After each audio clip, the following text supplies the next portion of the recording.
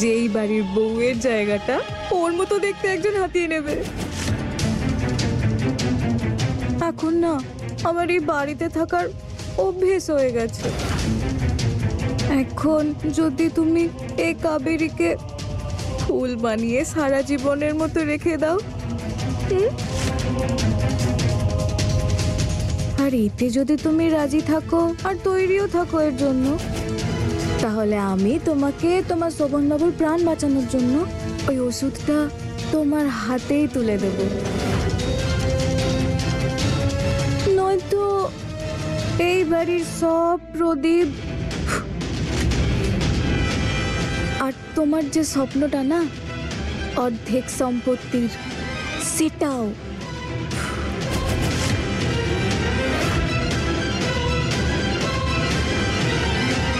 কার সঙ্গে কথা বলছে এই বন্ধুটি?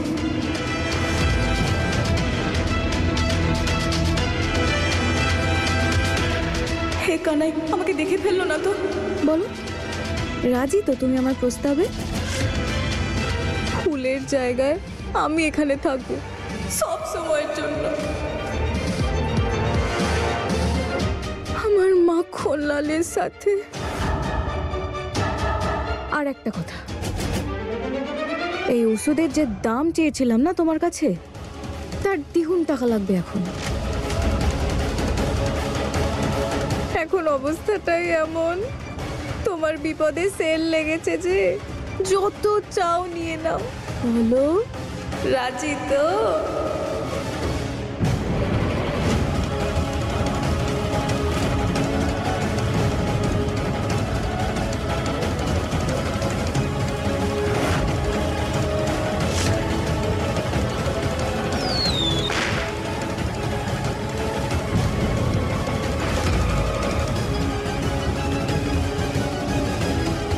কে ওটা? ঠিক করে তো দেখতেও পাচ্ছি না। শোন মেয়ে, নিজের বাড়িতেই মুখ থেকে ঘোরার অভ্যেস নেই আমার। এই নে তোর টাকা, আর তাড়াতাড়ি গিয়ে শোভন বাবাকে ওষুধটা দিয়ে দে, বুঝেছিস? কিন্তু কে ইনি যে ওই বহুরূপের সাথে জড়িত, আর এত রাতে এই বাড়ির সামনে? আর সে আবার এই বাড়িরই কেউ না তো? আর ওনার হাতের ওই লেখাটা, কে ছিলেন উনি? ঠিক করে দেখতেও তো পারলাম না।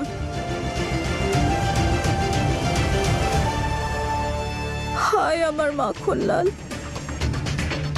তোমার নকল ফুল আসছে আমি তোমার প্রাণ বাঁচাতে।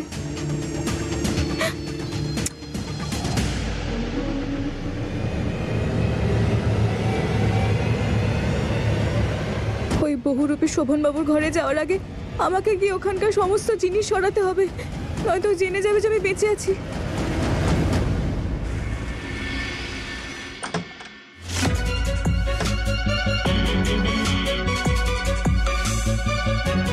বহুরূপী এখানে চলে আসার আগে এই প্রলেপটাকে পরিষ্কার করে দিই।